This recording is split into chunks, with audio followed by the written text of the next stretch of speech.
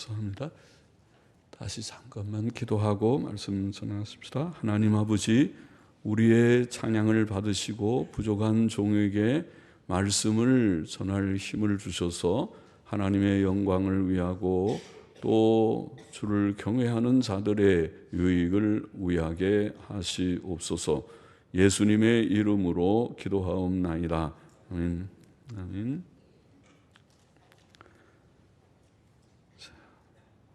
12절부터 좀 몇 절 보십시다. 우리가 세상에서 특별히 너희에게 대하여 하나님의 거룩함과 진실함으로써 하되, 하나님의 거룩함과 진실함으로써 하되, 문이 잘 번역됐는지 여기에 거룩함, 이제 영어 성경들도 그렇게 번역을 하는데, 거룩함이라는 말은 우리가 그 신약 성경은 전통 본문이 있고, 그다음에 소수 사본, 고대 사본의 어떤 본문이 있고 그렇다고 간혹 말씀드렸는데, 전통 본문이 성경의 원본의 본문이라고 확신한다, 그런 얘기를 간혹 어려운 말처럼 보이지만은, 그래서 우리가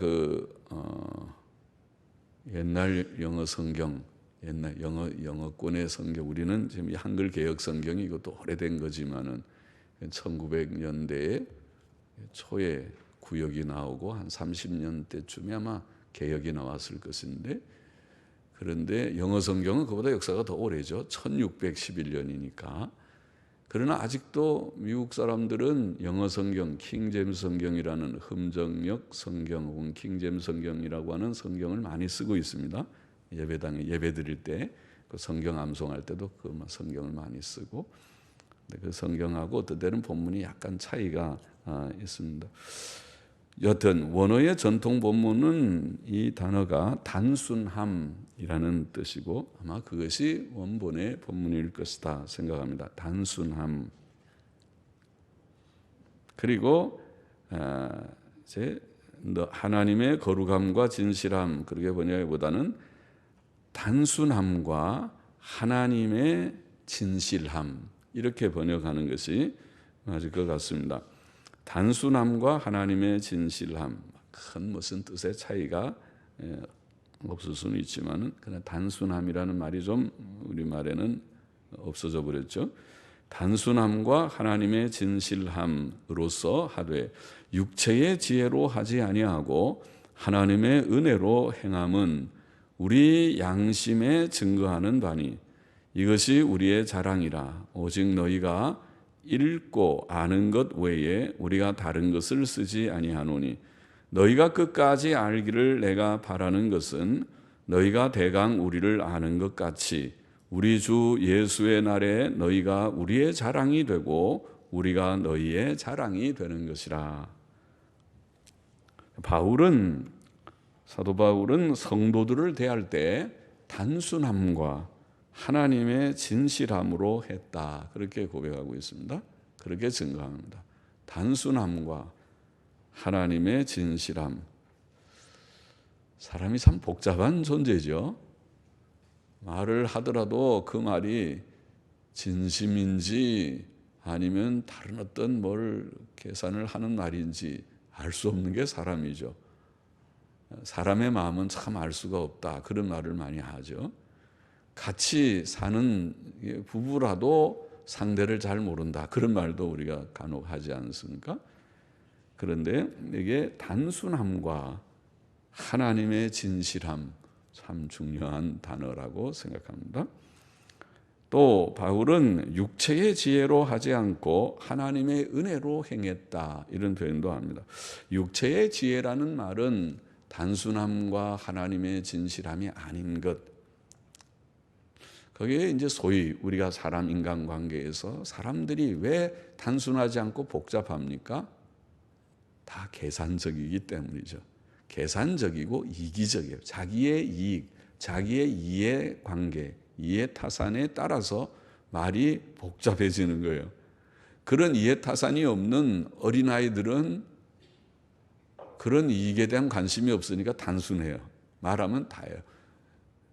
그래서 애기들하고 이게 대하면은 집안의 비밀이 다 폭로되죠. 우리 엄마 아빠 싸웠어요. 왜 싸웠니? 아이고 아빠가 가짜 반지를 사갖고 엄마한테 줘서 그게 들통나서 싸웠대요. 창피한 줄 모르고 다 말해버리는 거죠. 왜요? 이해관계 같은 어른들 같으면 에이 그 창피해서 그 우리 집안의 수치인데 그런 거는 절대로 얘기하는 비밀로 간직하지만은 애들은 단순하니까 다 그게 창피한 줄 모르고 다 얘기를 해요. 그게 장점이며 단점이죠, 애기들이. 근데 여기에 육체의 지혜라는 말은 이기적이고 계산적인 그런 것을 가리킨다고 보입니다. 그래서 겉보기는 다 그럴듯하지만은 육체의 지혜로 행하면 실상 그렇지 않은 것이 많습니다. 인간관계에서 그렇습니다. 진실한 척하지만은 진실이 없고, 의로운 척하지만은 의롭지 못하고, 사랑하는 척하지만은 사랑 대신에 미움이 차 있고, 자, 그런 경우가 많죠. 이것이 육체의 지혜로 행하는 일이라고 보입니다. 그러나 그리스도인의 행동 원리는 다르다는 것이죠. 달라야 합니다. 다른 것입니다. 그리스도인은 다른 사람들, 특히 믿음 안에서 형제된 다른 교우들, 믿지 않는 세상 사람들을 대할 때에도 우리는 단순함과 하나님의 진실함, 그걸 기억해야 되지만은 믿는 형제들은 더더욱이 단순함과 하나님의 진실함, 이거 좀 기억하십시다. 단순함과 하나님의 진실함. 그것이 필요한 것입니다. 이기적이면 안 됩니다. 계산적이면 안 됩니다. 그 욕심입니다. 명예심입니다. 거짓되어서는 안 됩니다. 거짓은 하나님의 교회에서는 있어서는 안 될 요소입니다.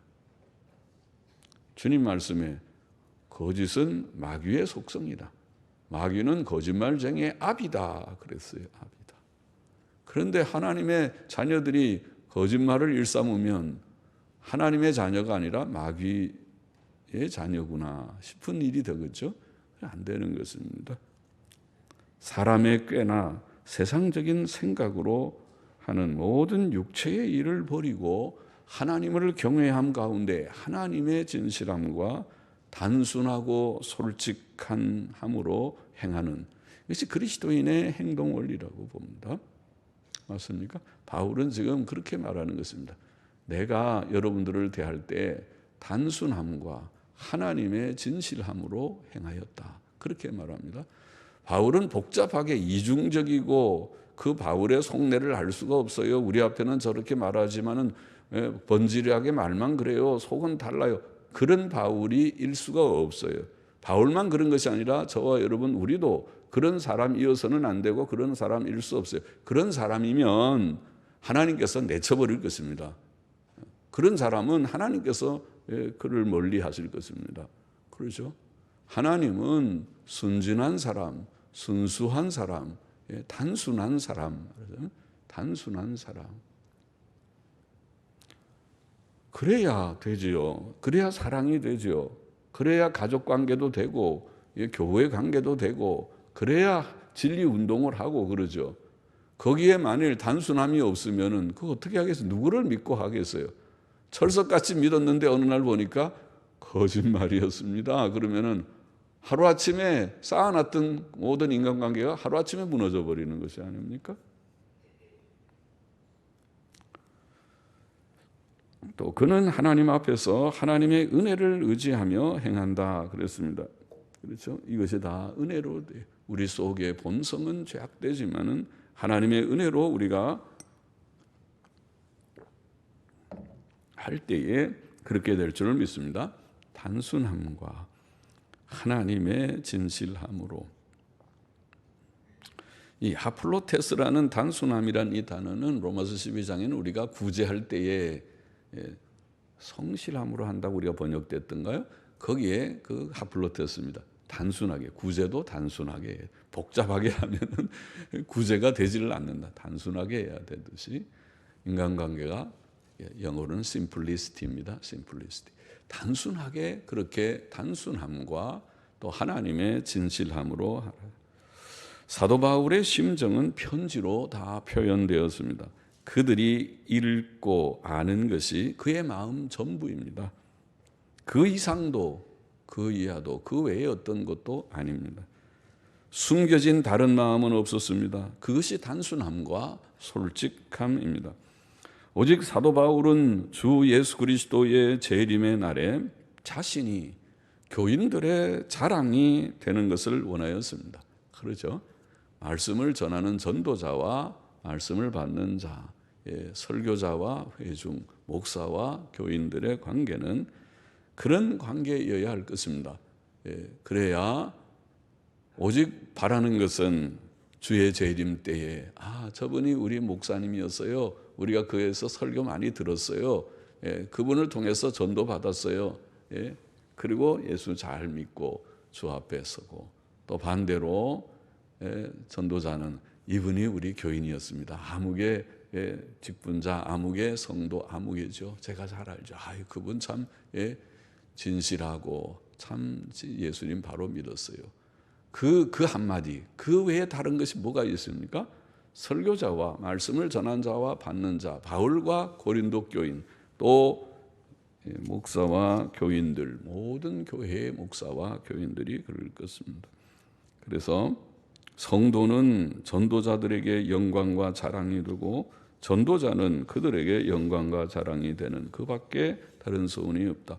15절 보십시다. 내가 이 확신을 가지고 너희로 2번 은혜를 얻게 하기 위하여 먼저 너희에게 이르렀다가 너희를 지나 마게도냐에 갔다가, 고린도라는 것은 아가야, 아가야라는 적은 지금 아마 에게해라는 걸 혹시 우리가 지도를 아는 사람들은 에게해, 그 에게해라는 것이 어떻게 설명을 할 수 있겠는지, 그 땅이 터키는 아시아에 속합니다. 터키 간혹 우리 배구 대회도 하고 하는 터키, 아시아에 속하고, 에게해라고 하는 것은 유럽입니다. 유럽하고 아시아가 만나 있는 곳이, 그것이 그게 아주 유명한, 역사적으로 유명한, 옛날에는 고대 비잔티움이라는 도시, 또 콘스탄티노플이라는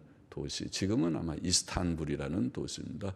그 도시가 서로 이렇게 연접해 있는 데 있어요. 그건 아마 터키 쪽의 것일 것입니다. 그 도시는. 그리고 그 도시를 넘어서서 유럽 쪽으로 가면 거기가 마게도니아라는 곳입니다. 지금도 아마 마게도니아라고 할 것입니다. 옛날에는 그 지역이 유고슬라비아, 지금은 아마 그게 쪼개져 갖고 유고슬라비아가 쪼개져서 여러 나라들이 아마 돼 있을 것입니다.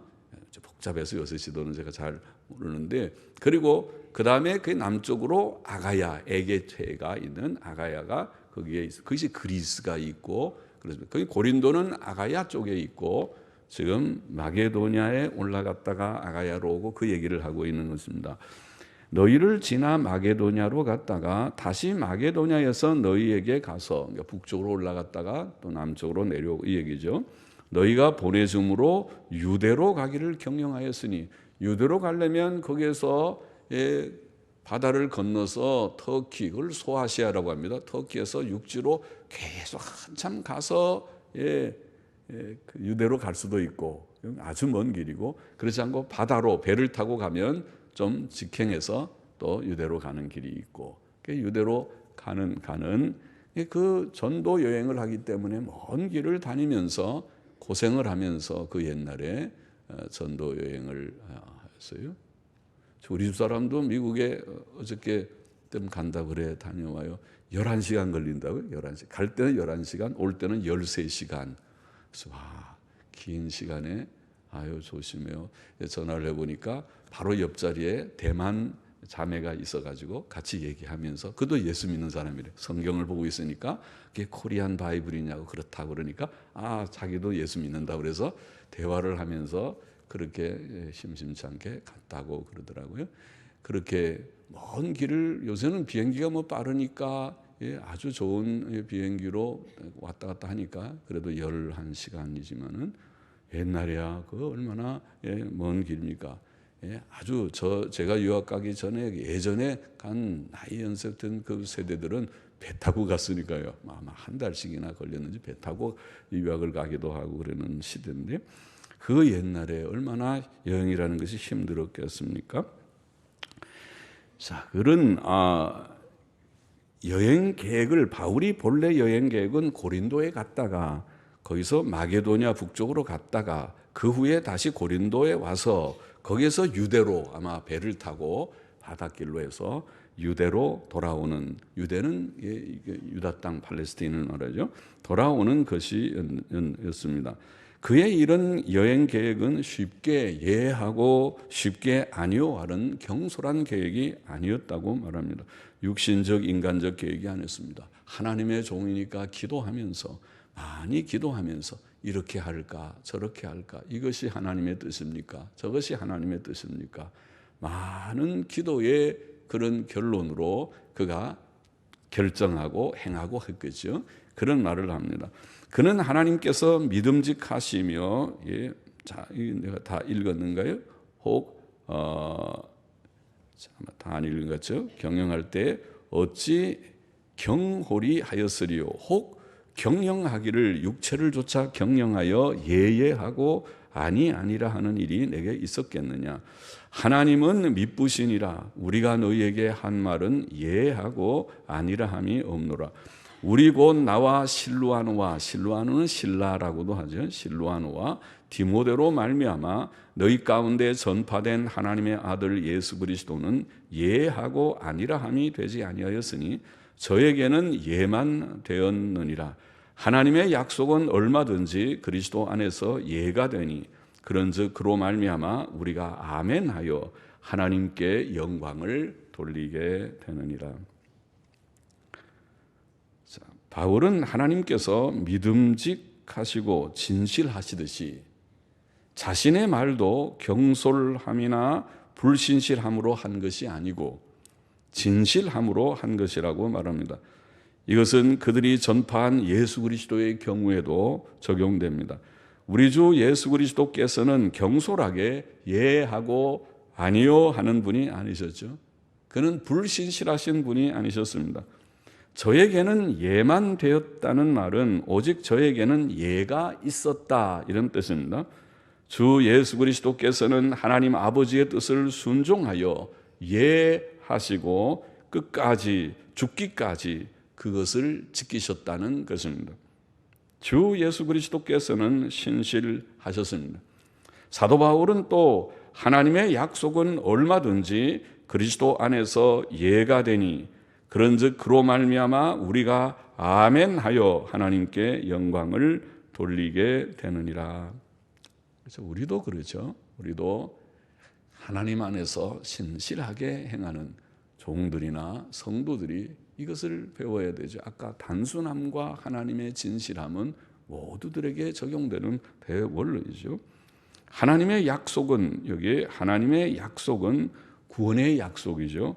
그것은 사죄와 칭의의 약속이고 천국과 부활과 영생의 약속입니다. 그것은 영육의 복된 약속이죠. 하나님께서 우리에게 우리는 하나님을 믿습니다. 하나님의 말씀을 믿고 약속을 믿습니다. 하나님을 믿는다고 하면서 약속을 믿지 않는 사람은 하나님 믿지 않는 사람입니다. 하나님을 믿고 하나님의 약속, 지금 약속이 뭐라고 그랬어요? 예수님 믿으면 죄 사함 받고 의롭다함을 받는다고 하는 약속이고 또 하나님 믿으면 천국 가고 영생하고 장차 죽어도 부활한다는 약속이고 이 약속을 믿습니까? 믿습니다. 하나님의 백성들은 그것을 믿습니다. 하나님의 모든 약속은 예수 그리스도의 중보 사역으로 성취되었습니다. 그러므로 하나님의 모든 약속은 결코 헛된 것이 아니며 예수 그리스도 안에서 예이며 아멘입니다. 하나님이 말씀하신 것을 예, 아멘도 예란 말이죠. 진실로 그렇습니다. 그게 아멘이라는 뜻이거든요. 참으로 그렇습니다. 예, 아멘 하고 우리가 답하는 것입니다. 21절 봅시다. 우리를 너희와 함께 그리스도 안에서 견고케 하시고 우리에게 기름을 부으신 이는 하나님이시니 저가 또한 우리에게 인치시고 보증으로 성령을 우리 마음에 주셨느니라. 하나님께서 신실하심으로 우리의 구원은 확실하고 견고합니다. 하나님께서는 우리를 그리스도 안에서 견고케 하셨습니다. 그리스도 안에서라는 말은 그리스도의 속죄 사역을 말합니다. 우리의 구원은 전적으로 그리스도의 속죄 사역에 의존합니다. 우리는 죄인이었으나 그가 우리 대신 죽으셨으므로 우리가 죄사함과 구원과 영생을 얻었습니다. 하나님께서 우리를 그리스도 안에서 견고케 하심은 특히 그가 우리 마음에 성령을 보증으로 주신 사실에서 증거된다고 말씀하고 있습니다. 하나님께서 성령을 우리 마음에 주셨습니다. 우리 마음에라는 말은 성령의 활동 영역을 나타냅니다. 마음은 지정의의 좌소지요. 성령께서는 지식과 감정과 의지의 인격성을 가진 하나님이십니다. 하나님의 영이십니다. 성령께서 우리 마음에 우리의 지식과 감정과 의지 속에 역사하시는 것입니다. 우리의 마음에 성령께서 좌정하시는 것입니다. 그는 우리의 마음의 새로워짐과 거룩한 변화를 주십니다. 구원은 마음의 변화입니다. 에스겔 36장 24절 이하에 에베소 4장 20절 이하에 나와 있죠. 시간이 없어서 찾아보지는 않겠습니다. 에스겔 36장 24절로 28절, 에베소 4장 20절로 24절. 구원은 마음의 변화, 생각의 변화, 심령의 변화, 그래서 도덕성의 변화로 나타나는 것이 구원입니다. 하나님께서는 우리에게 기름을 부으시고 우리를 인치셨습니다. 그는 우리 마음에 성령을 주셨습니다. 구원은 전적으로 하나님께 달려 있습니다. 그는 친히 죄인들을 구원하시고 그 구원하신 자들을 견고케 하십니다. 물론 이 진리는 성도의 안일함이나 방종의 구실로 사용되어서는 안 될 것입니다. 하나님이 다 아시는 것만 나는 그냥 가만히 있지, 뒷짐지고 있지, 그러면 안 되지만은, 그러나 주도권을 하나님이 가지시고 하나님께서 이렇게 역사하셔서 구원하시는 자들은 그 심령에도 자발적으로 자원적으로 사모함으로 주를 순종하며 따르게 되어 있습니다. 성령의 인치심은 성령의 내주하심을 가리키는 말입니다. 성령께서는 모든 성도들 안에 이미 내주하십니다. 오셨습니다. 제 속에, 여러분 속에 여러분이 진실한 속죄 신앙을 가지고 계시다면, 그러므로 구원받은 성도는 또다시 성령을 받을 필요가 없고 어떤 잘못된 교리를 가진 자들의 생각처럼 단지 성령의 충만을 받아야 됩니다. 신약 성경은 예수 믿는 자들에게 성령을 받으라고 말한 적이 없습니다. 어느 구절도 성령의 세례를 받으라, 성령을 받으라는 말 없습니다. 성령의 충만함을 받으라는 말이 있을 뿐입니다. 이미 우리가 성령을 받았기 때문에, 믿는 자들, 성령을 받지 않은 자는 믿는 자가 아니기 때문에, 성령님은 중생할 때 우리 속에 우리 마음에 이미 좌정하시기 때문에, 영원히 떠나지 않는 그런 보혜사 성령님으로 오셨기 때문에, 그 성령님께서 우리 속에 우리 영육의 모든 기관들을 주장하시는 그것이 충만함입니다. 성령이 충만해야지 개인의 생각과 감정이 충만해서는 안 되고, 성령께서 우리의 지식, 우리의 감정, 우리의 의지를 주장하셔서 힘내. 그리고 자제해. 그렇게 감정 부리면 안 돼. 생각을 바로 가져. 성령의 생각, 성령의 감정, 온화한 감정, 성령의 의지, 바른 성결하게, 의롭게, 선하게 사는 의지. 그것이 성령의 충만함 역사입니다.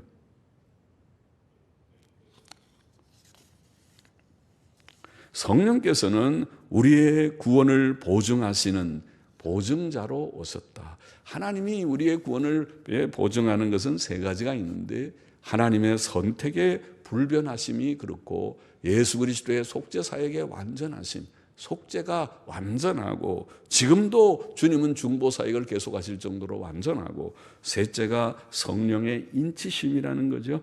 있는 도장은 딱 보장하는 거잖아요. 뭘 때 확인할 때 우리가 도장 꺼내가지고 딱 도장 누르잖아요. 아니면 인장이라도 찍잖아요.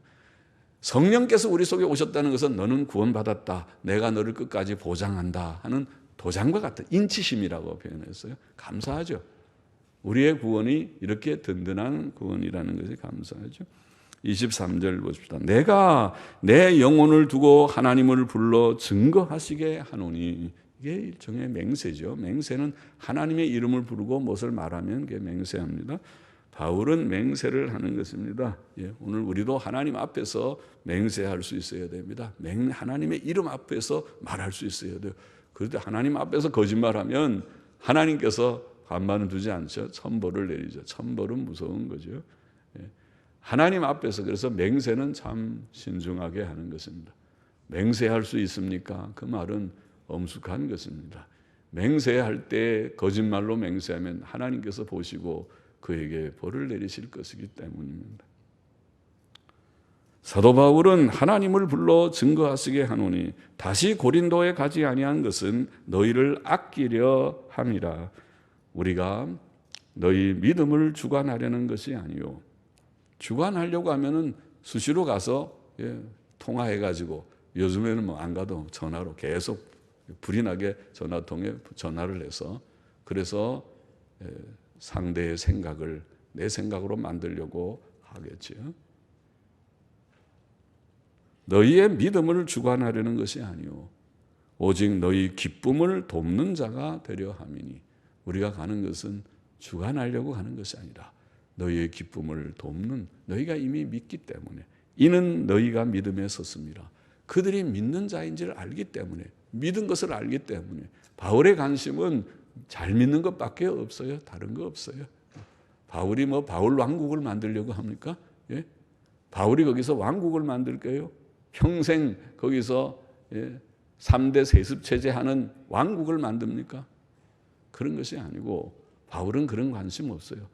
여러분들이 예수님 잘 믿으면 됐어요. 그것이죠. 그렇게 예수님 잘 믿고 내가 가는 것은 그저 기쁨을 좀 돕는 정도면 됐습니다.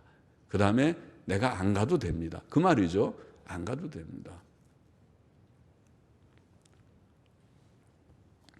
사도 바울은 자신의 전도 여행 계획의 변경을 해명하면서 자신을 너희 기쁨을 돕는 자라고 겸손히 표현하였습니다. 이단자들이나 사이비 종파의 교주들은 그들의 잘못된 교리들을 가지고 교인들의 믿음을 주장하고 지배하려고 하는 것이 보통이죠. 그러나 우리는 사도 바울의 겸손한 태도를 본받아야 합니다.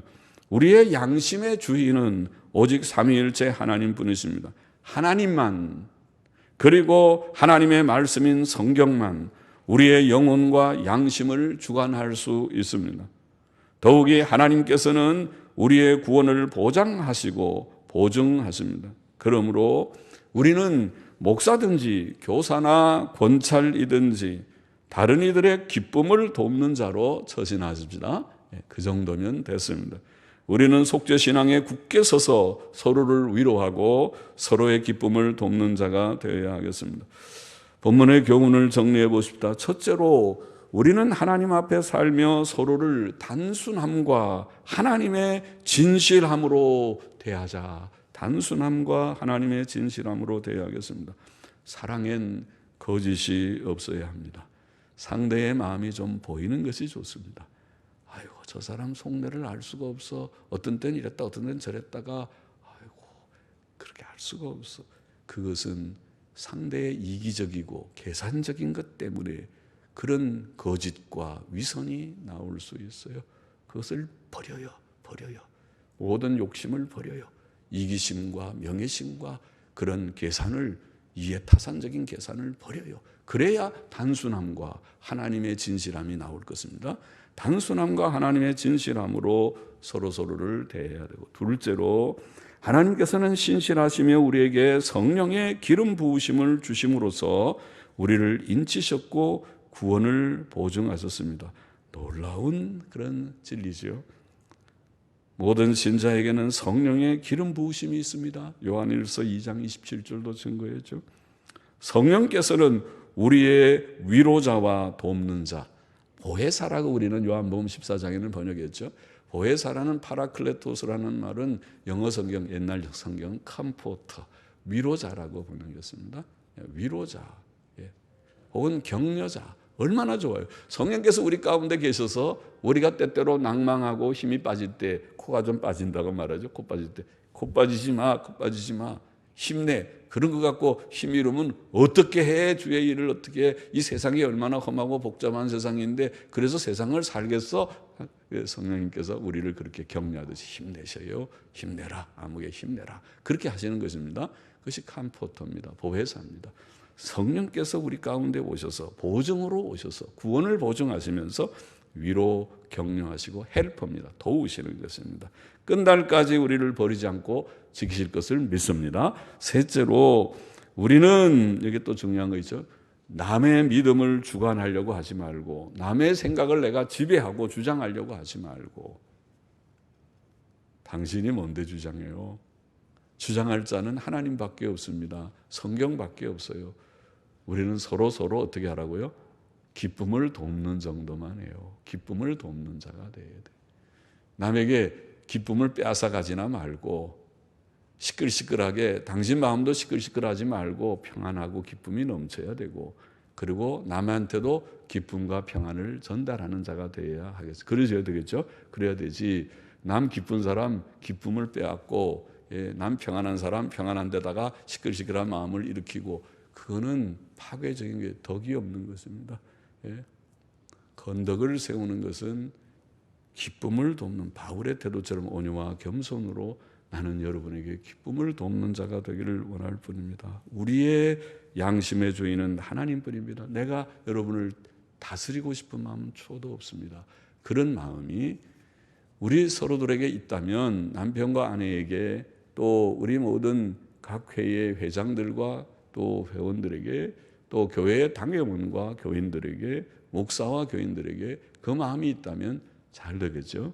그러면 하나님의 아름다운 교회가 조금씩 이루어져 갈 것이라고 믿습니다.